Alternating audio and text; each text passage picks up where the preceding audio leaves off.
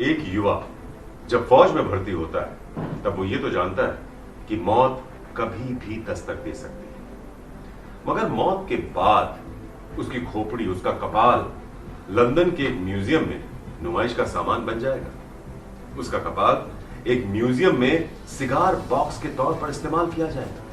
फिर म्यूजियम से वो कपाल एक पब पहुंच जाएगा, शराबियों की सिगरेटों और सिगारों को बुझाने के काम आएगा। किसी सैनिक का इससे बड़ा अपमान और भला क्या हो सकता है? मगर यह अपमान हुआ है एक शहीद का, आजादी की लड़ाई के एक वीर योद्धा का, जिसे पहले तोप से उड़ाया गया, फिर उसके सर की चमड़ी उधेड़ी गई और फिर उसके कपाल को जंग की ट्रॉफी बना दिया। आज आजादी की लड़ाई के एक शहीद का सिर पिछले 165 साल से वतन वापसी के इंतजार में।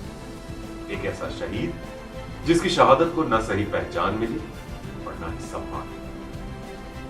ये दर्दनाक कहानी है 1857 के विद्रोह के वीर सेनानायक आलम बेग। कहानी का जन्म होता है सन 1857 में, जब पूरे भारत में क्रांति की एक लहर दौड़ रही थी। तब आलम बेग और उनके साथियों की टुकड़ी भी इस क्रांति में उतर पड़ी। टुकड़ी का नेतृत्व बेग ही कर रहे थे। बेग तब अंग्रेजी फौज की 46वीं रेजिमेंट बंगाल नॉर्थ इन्फेंट्री में बतौर हवलदार तैनात थे। आलमबाग की तैनाती उस वक्त मियामीर में थी, जो अब पाकिस्तान में आता है। दरअसल अंग्रेज कर क्या रहे थे? ये जो बंदूक का कारतूस होता है उस पर जानवरों की चर्बी लगा रहे थे, और यही बेग और उनके साथियों के धार्मिक विश्वास के खिलाफ था। अंग्रेजों की बुरी नीयत को भांपते हुए उन्होंने 1857 में अंग्रेजी हुकूमत के खिलाफ बगावत कर दी। आलम बेग के साथ उनकी रेजिमेंट के करीब 500 से ज्यादा सैनिक थे, जिन्होंने विद्रोह का बिगुल फूका। ये सारे सैनिक पंजाब की तरफ बढ़ रहे थे, रावी को पार करके अजनाला पहुंचना चाह रहे थे। तब अंग्रेजों ने चारों तरफ से इनको घेर कर गिरफ्तार करने के बजाय गोली मार दी। न मालूम कितने ऐसे वीर सैनिक थे जो रावी नदी के बहाव में बह गए। बाद में इनमें से गिरफ्तार करीब 282 सैनिकों को कोर्ट मार्शल नहीं किया गया, सीधे गोली मार दी। क्रूर अंग्रेजों ने मारे गए 282 सैनिकों के शवों को उनकी वर्दी, उनके मेडल के साथ अजनाला के एक सूखे कुएं में फेंक दिया। किसी को पता ना चले, कोई वहां से महक ना उठे, बदबू ना आए, तो कहते यह है कि उन्होंने चूना और कोयला कुएं के ऊपर डालकर कुएं को ढक दिया। बहरहाल 2014 में जब पंजाब के अजनाला में एक कुएं से ये नरकंकाल मिले, पड़ताल हुई, तब इस जघन्य वारदात का खुलासा हुआ। विद्रोही सैनिकों के मुखिया आलम बेग ही थे, और वही थे जो सिर्फ जिंदा बचे थे। गिरफ्तार कर लिया गया। बाद में आलम बेग को सियालकोट में तोप से उड़ा दिया गया और उनके कपाल को वॉर ट्रॉफी, जी हां, जंग की एक ट्रॉफी के तौर पर ब्रिटेन ले जाया गया। 1911 में ब्रिटेन का एक अखबार था द स्फीयर, उसने एक चौंकाने वाला खुलासा किया। उसने बताया कि व्हाइट हॉल के म्यूजियम में बेग के कपाल को एक सिगार बॉक्स के तौर पर इस्तेमाल किया जा रहा है। बाद में यह कपाल पता नहीं कैसे यहां से कैंट के एक पब द लॉर्ड क्लाइव पहुंच गया। 1963 में जब ये पब किसी और ने खरीदा, तब उन्हें यह कपाल पब के स्टोर रूम में मिला। जो पब के नए मालिक थे, पति पत्नी, ये दरअसल पुराने मालिकों के ही रिश्तेदार थे, जिन्हें बाद में ये पब मिला। तो शुरू में जैसा अंग्रेज हमेशा करते हैं, इन मालिकों ने भी, नए मालिकों ने भी इस कपाल के साथ फोटो खिंचवाई, पर बाद में इसे छुपा दिया। दरअसल पब के मालिकों ने जब ये कपाल देखा, तब उसके नीचे का जबड़ा गायब था और जो ऊपर के बचे हुए दांत थे वो भी हिल रहे थे। पब के नए मालिक पति पत्नी बाद में थोड़ा असहज हुए इस कपाल को लेकर, और उन्होंने उसे हटाने की सोची। आखिर खोपड़ी कहां हटाएं, किसे दें, कहां रखें, ये एक सवाल था। तो नए मालिकों ने इस कपाल को गौर से देखा, तो कपाल की आंख के एक गड्ढे में एक पुरानी सी चिट्ठी मिली। जब उन्होंने चिट्ठी में लिखी जानकारी को देखा, तो पता चला कि इसमें एक पूरी इबारत लिखी हुई है। तफ्तीश शुरू की उन्होंने, इंटरनेट की मदद ली, लेकिन इंटरनेट पर कोई जानकारी नहीं मिली। तब फिर उन्होंने डॉक्टर वैगनर से, डॉक्टर किम वैगनर से संपर्क किया। डॉक्टर वैगनर लिखते हैं कि उन्हें 2014 में एक ईमेल मिला इस खोपड़ी के बाबत, और वो दरअसल पहले भी एक जाना माना नाम थे जो कॉलोनियल शासन था उसके बारे में शोध करते आए थे, पढ़ाते आए थे, इसीलिए पति पत्नी ने उनसे संपर्क किया। तो डॉक्टर वैगनर ने इस खोपड़ी को हासिल करने के बाद इस पर गहरी रिसर्च की और फिर एक किताब भी लिखी। साथ ही साथ डॉक्टर वैगनर ने ये सिर आलम बेग का ही है, इसकी जांच कराने की ठानी। तो वैगनर ने लंदन के नेशनल हिस्ट्री म्यूजियम के डॉक्टर हेदर बॉनी से संपर्क किया। डॉक्टर बॉनी एक बहुत मशहूर साइंटिस्ट थे। उन्होंने अपनी तफ्तीश की और फिर ये तस्दीक की कि ये सिर एशियाई मूल के करीब 30 साल के किसी मर्द का है। जांच में यह भी पता चला कि ये शख्स करीब 5 फुट 7.5 इंच लंबा था, स्वस्थ था। डॉक्टर बॉनी ने यह भी बताया कि जो कपाल है उसके ऊपर यानी सिर पर किसी भी तरह की चोट या रगड़ के कोई निशान नहीं।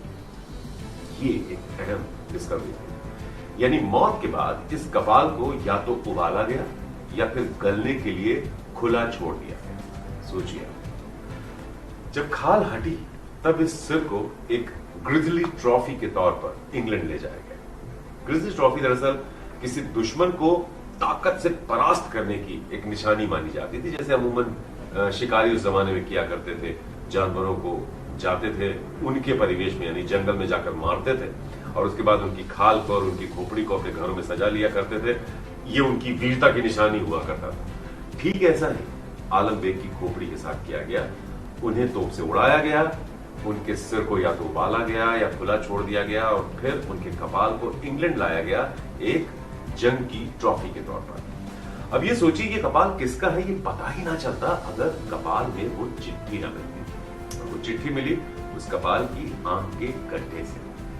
तो जो आंख में ये चिट्ठी थी, ये अधगली सी चिट्ठी थी, उसी से बाद में ये क्लियर हुआ कि ये सिर आलम बेग का है। चिट्ठी में लिखा था कि बेग 1857 के विद्रोह में एक प्रमुख लीडर, और चिट्ठी की जो लैंग्वेज थी, भाषा थी, उससे साफ था कि लिखने वाला आलम बेग से किस कदर नफरत करता था। चिट्ठी में बेग पर एक स्कॉटिश मिशनरी परिवार को मारने का भी आरोप लगाया गया।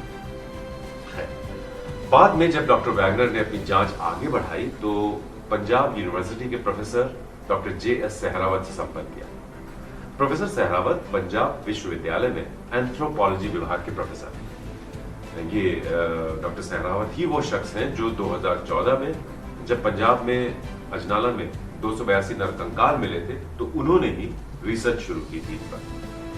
फिर ये research America, Germany, Canada, Hungary और भारत के कई इंस्टीट्यूट्स ने मिलकर अंजाम दी। इस रिसर्च में जो ऐतिहासिक साक्ष्य थे और जो वैज्ञानिक साक्ष्य थे यानी साइंटिफिक एविडेंसेस और हिस्टोरिकल एविडेंसेस, इन दोनों को बहुत ही आधुनिक तरीके से इनका मिलान किया गया।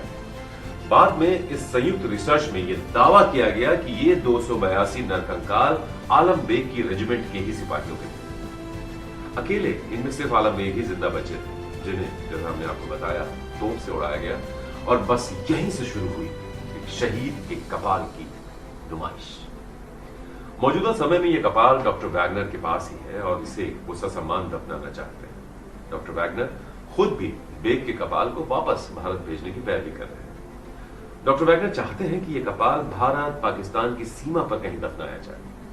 अब प्रोफेसर सहरावत ने भी डॉक्टर वैगनर को चिट्ठी लिखकर इस खोपड़ी को वापस भारत भेजने की उनसे गुजारिश की।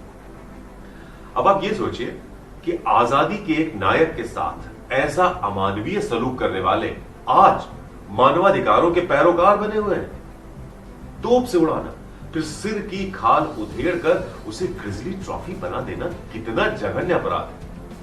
खुद को सभ्य समाज कहलाने वाला ब्रिटेन क्या ऐसी असभ्य और अमानवीय हरकतों पर माफी मांगेगा? आखिर कब नसीब होगा आजादी के एक नायक को सम्मान के साथ अंतिम संस्कार? एक शहीद का वो हक जो उसका आखिरी हक भी है और इस देश के वीरों की वीरता के सम्मान का सवाल भी। सोचिए, अपनी सीरीज में हम कुछ ऐसे ही औपनिवेशिक अपराधों यानी कॉलोनियल क्राइम्स का जिक्र करेंगे और फिर आप तय कीजिएगा कि खुद को तथाकथित सभ्य समाज कहलाने वाले ये लोग वाकई सभ्य थे या नृशंस, हिंसक, लालची और बेदिल थे? सभ्य ये ताकतें थी या फिर इनका शिकार है वो देश या वो लोग जो अपनी सभ्यता, अपने विश्वास, अपनी संस्कृति और अपने संसाधनों के साथ अपनी सुंदर सी दुनिया में खुश थे? वो लोग जिन्होंने कभी किसी दूसरे का हक छीनने की नहीं सोची। क्या यही इनकी गलती थी?